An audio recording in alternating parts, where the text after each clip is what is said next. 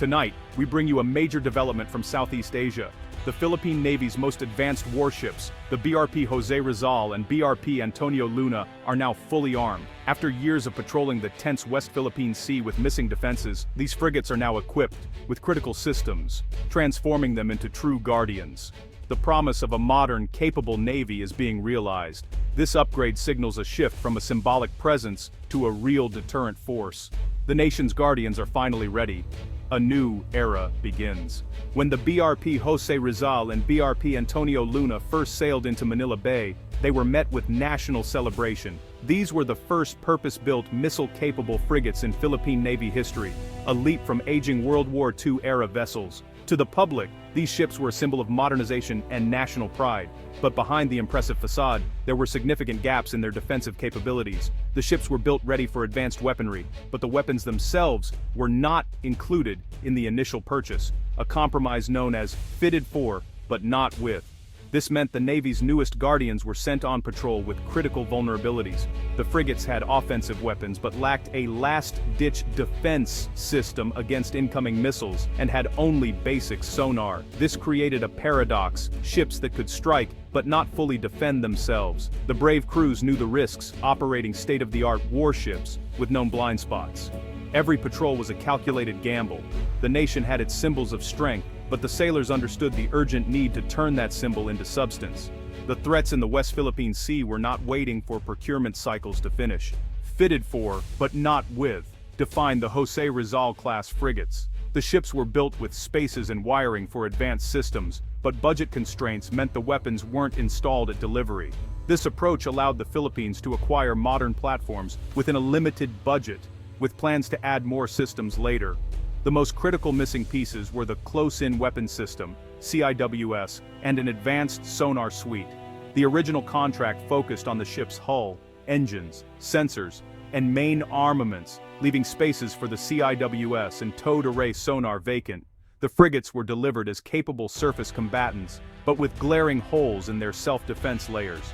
This decision, while financially logical, created immediate operational risk. The Navy was deploying its most valuable assets into contested waters without a full defensive shield. The crews were highly trained but knowingly exposed to lethal threats. Everyone knew the job was not finished. Every patrol in the West Philippine Sea was an exercise in heightened vigilance for the crews of the BRP Jose Rizal and BRP Antonio Luna. They were tasked with asserting sovereignty and protecting maritime interests, often shadowing foreign vessels and protecting Filipino fishermen. The most immediate danger was the lack of a close-in weapon system, CIWS, the last line of defense against sea-skimming missiles. Without it, the frigates were dangerously vulnerable to a missile that slipped through other defenses. Their initial sonar system was basic, making them nearly blind to quiet, modern submarines. This meant a submarine could potentially trail a frigate undetected. The hunter could become the hunted. These vulnerabilities turned routine patrols into high-stakes missions. The command team had to be constantly aware of their ship's limitations, relying on superior tactics and hope. It was an immense psychological burden. They were guardians of the nation, sailing in ships that looked powerful but had a secret weakness. Every unidentified radar contact was a potential crisis. The peril was real. Closing these defensive gaps was a matter of survival. The West Philippine Sea is a crowded strategic arena, where threats often remain unseen until it's too late. The primary danger: anti-ship cruise missiles, fast, evasive, and difficult to jam. Adversaries in the region possess vast arsenals, creating a dense threat environment. The Jose Rizal-class frigate's main air defense system offered some protection, but a determined attacker could overwhelm it with a missile salvo. Without a CIWS, the probability of a missile hitting the ship increased dramatically. A single missile strike could cripple a frigate. The second invisible threat: modern submarines, operating quietly in the depths. These submarines can track fleets undetected and strike with torpedoes or missiles. The frigate's original hull-mounted sonar was inadequate for detecting such threats. Quiet submarines could exploit ocean conditions to evade detection. A towed array sonar is critical. It listens for submarines hiding in thermal layers. Without it, the frigates were vulnerable to being stalked and surprised. The need for these upgrades was urgent. Faced with these dangers, the Philippine government knew action was necessary. The initial delivery of the frigates was just the first step. The second was to fully arm them. By 2022, the strategic imperative was undeniable as tensions in the West Philippine Sea escalated. The government approved funding for the frigate upgrade program, a major investment in national security. This signaled a clear understanding that a symbolic navy was not enough. Credible defense requires real, complete weapon systems. With funding secured, the Navy moved swiftly to procure the missing systems, the CIWS and towed array sonar. Contracts were signed with Turkey's Aselsan for the Smash 30mm CIWS and France's Thales for the Captus 2 variable depth sonar. These choices were based on rigorous technical assessments for seamless integration. The 2022 contracts marked a turning point. This was not just a technical upgrade, but a strategic one. The defense establishment learned, adapted, and methodically corrected critical shortcomings. This process showed growing maturity in defense planning and procurement. The 2022 commitment was a promise. Our sailors will have the best tools to do their job and come home safely. What makes these new systems so vital? The Close-In Weapon System, or CIWS, is the ship's ultimate goalkeeper. The Aselsan Smash system uses a 30mm cannon, firing thousands of rounds per minute, with its own radar and sensors. When a missile breaks through other defenses, the CIWS automatically tracks and destroys it just before impact. 2 CIWS units on each frigate provide a 360-degree defensive bubble, the final line of defense. This fundamentally changes the ship's survivability and acts as a powerful deterrent. Next, the Thales Captus 2 towed array sonar addresses the submarine threat. Unlike hull-mounted sonar, it's towed far behind the ship, away from engine noise, and can be lowered to different depths. This allows it to detect submarines hiding in thermal layers. The Captus 2 transforms the frigate into a potent submarine hunter.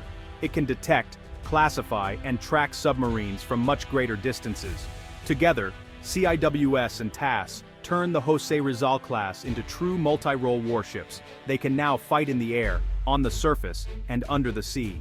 Prioritizing the CIWS and towed array sonar was a masterstroke in strategic thinking. The Navy's leadership understood, you cannot fight if you cannot survive. The first phase of upgrades focused on survivability, plugging the most dangerous defensive gaps. With these threats addressed, the Navy can now look to enhancing offensive capabilities. The frigates have an 8-cell vertical launch system for surface-to-air missiles, currently armed with short-range Mistrals. Future upgrades could add longer-range missiles or a second VLS, dramatically increasing firepower. By tackling upgrades in logical phases, survivability first, lethality second, the Navy ensures each investment delivers maximum capability. This step-by-step strategy allows crews to master new systems before moving on. Sailors have had years to learn the basics. Now they'll integrate the new CIWS and TAS. By the time offensive upgrades arrive, crews will be seasoned experts. This ensures technology is fully absorbed into Navy culture. It's a smart, sustainable path to a modern Navy. The transformation is ongoing, but the foundation is now solid. Critics once called the Philippine Navy's modernization paper tigers, impressive on paper but lacking real teeth. The Jose Rizal-class frigates in their initial state risked fitting that label. Now, with crucial upgrades complete, the paper tigers have found their roar. This transformation is about more than technology. It's about the confidence and morale of the sailors. They now know their ship has a last line of defense and a better chance of detecting submarines. This confidence translates into a more effective, assertive force. The strategic message is clear. The Philippines is now an active, capable guardian of its waters. These fully armed frigates provide a credible deterrent. Potential aggressors must now think twice before acting against Philippine interests. The ships are no longer just for show, they are true instruments of national power. The arming of the BRP Jose Rizal and BRP Antonio Luna marks a new era for the Philippine Navy. It's the story of a promise fulfilled, a nation recognizing a weakness and finding the will to fix it. These ships now embody a more resilient, self-reliant Philippines. The watch continues, but tonight, the watch is stronger.